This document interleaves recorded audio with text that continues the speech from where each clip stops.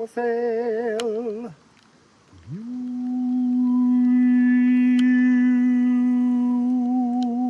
Beautiful people.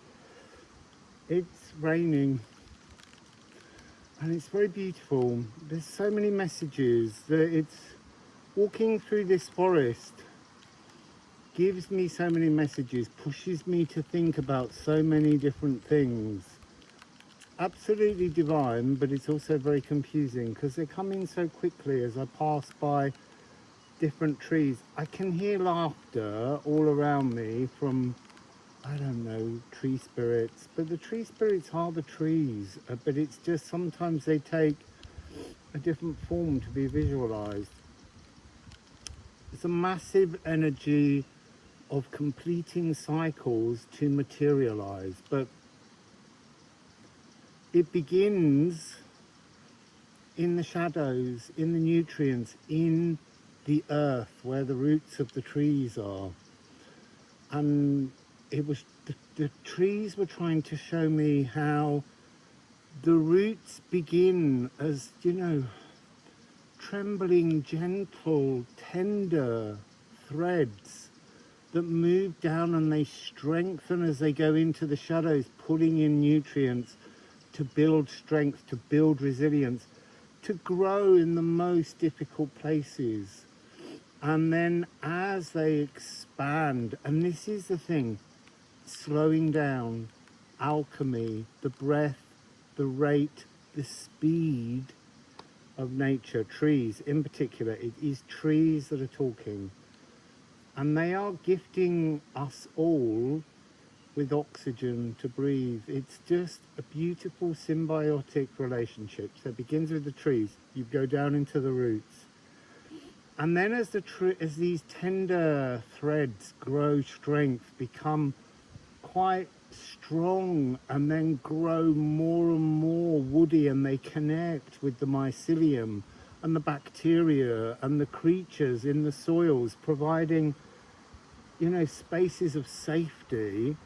They also begin to pull up and reveal the treasures. So they were showing me lots of tiny pieces of blue slate being brought up, but being entangled in all of the roots that have come to the surface. Just like the things we wish to materialize have to come to the surface, we have to have the strength and the tenacity to bring them up. But there's a cycle of the elements, and I was being told to consider the fact that our consciousness comes through the sun. And so it begins with fire, just like in tarot. It's ideas, it's thoughts, it's passions, it's something that inspires. And that energy, think of a tree, it takes sunlight, it turns it through photosynthesis into green, but it's also taking that energy down throughout its whole being to stay alive, to be the life force. So it begins with the sun, and then water, because you can have 1,000 million billion ideas, but if they don't have an emotional content to them, they are just like fire lanterns, and they float off and they burn out. So this connection through the fire, deep down, is our consciousness coming through the sun and entering through the moon.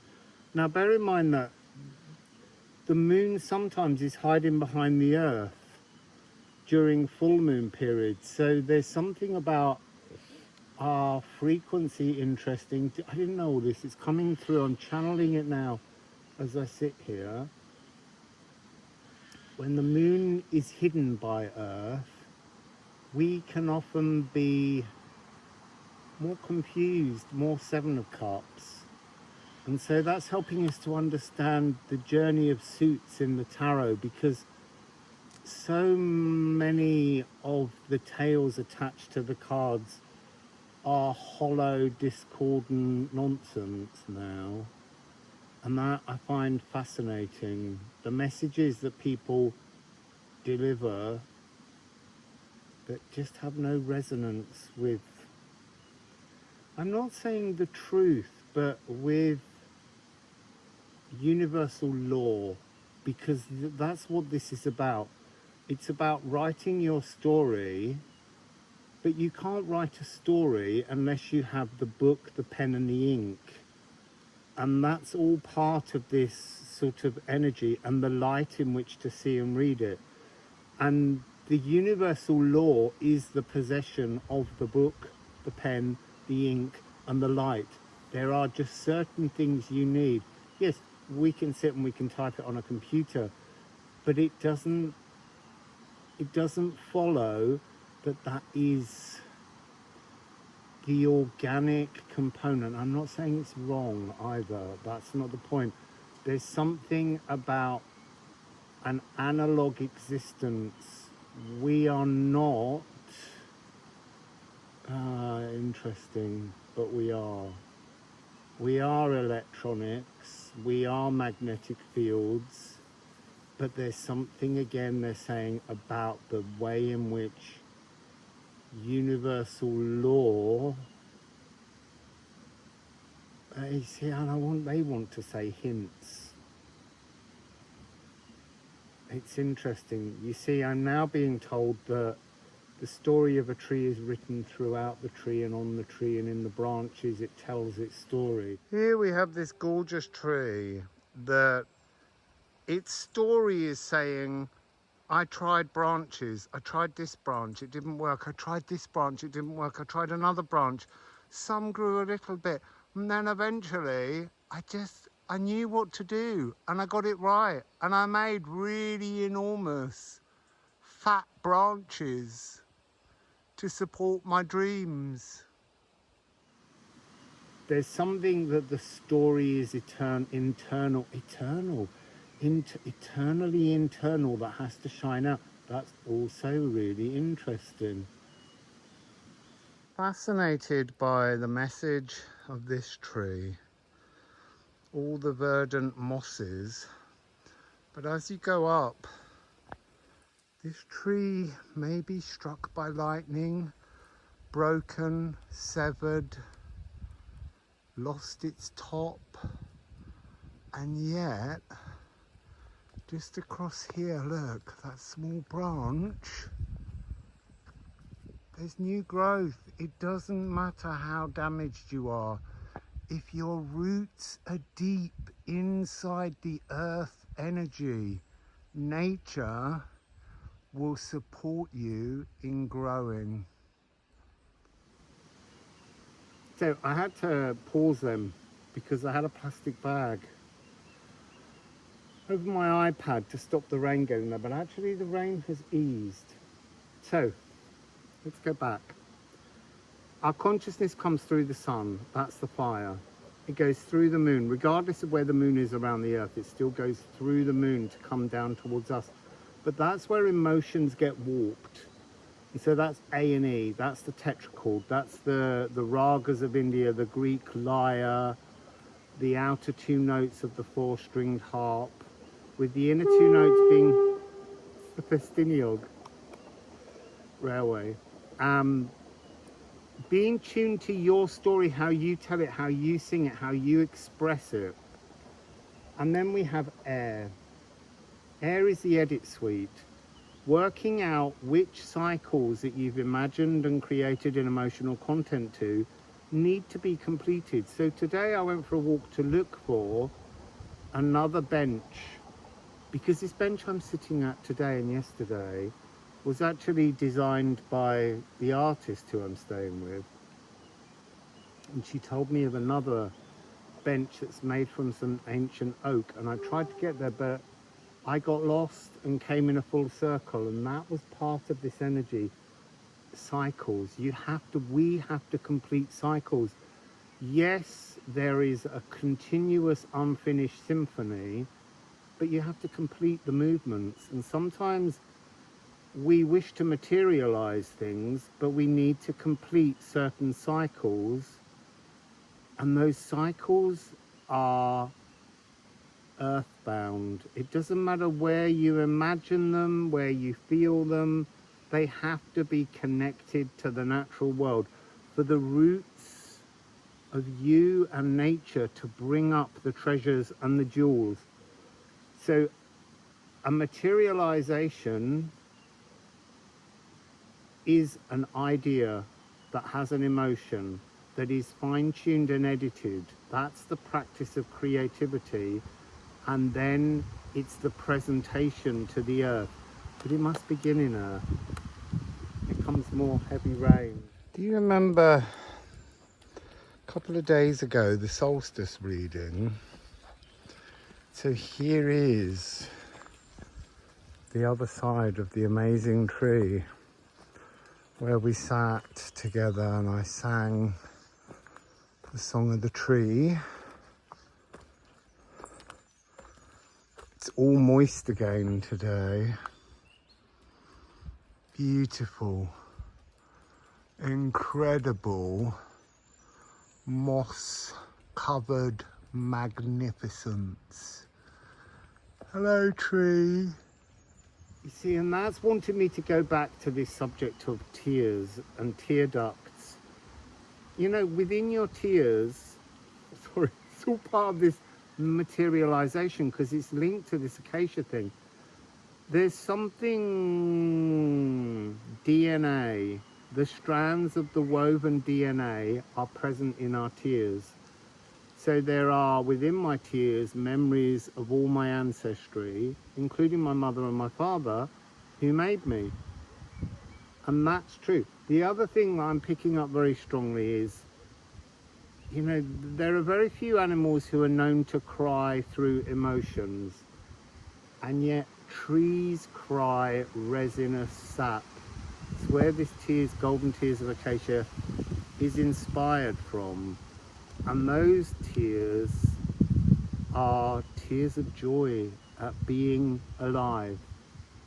Because there is a phrase which is you're a long time dead, but it's not really that. You're a long time absent from this realm. It's a pleasure to be here. I just love this fallen cut tree in a kind of heart shape with the mycelium bursting out from within. So in order to materialize, you have to take the fire, the passion, make it emotional, passing it through the moon, which is trying so hard to test just exactly what emotional content is the truth behind your desire, your passion. And then you have to work out how to edit that down, refine it, almost, you know, like taking a piece of marble and finding the human figure or the sculptured form that wants to be revealed as you remove the surface until it is something of great beauty. But of great beauty that has been creatively shaped by your intentions. And then you have to present that to the natural world.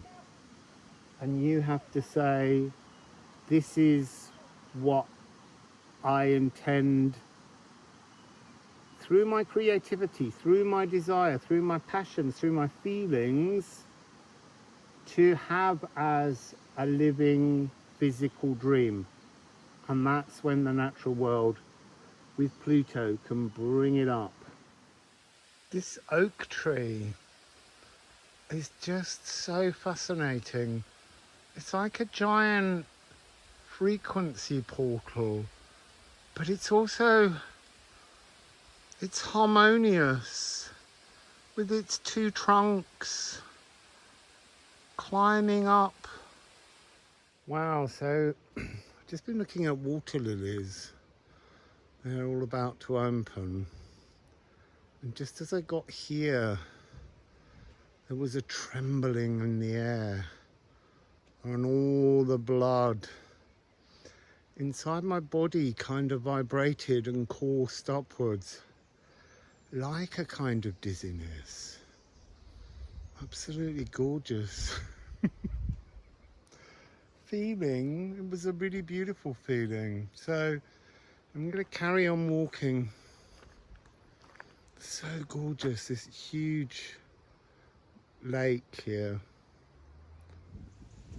There's beautiful mist descending here across this gorgeous lake, and just trees everywhere talking to me. But the roots of that one just tried to trip me up.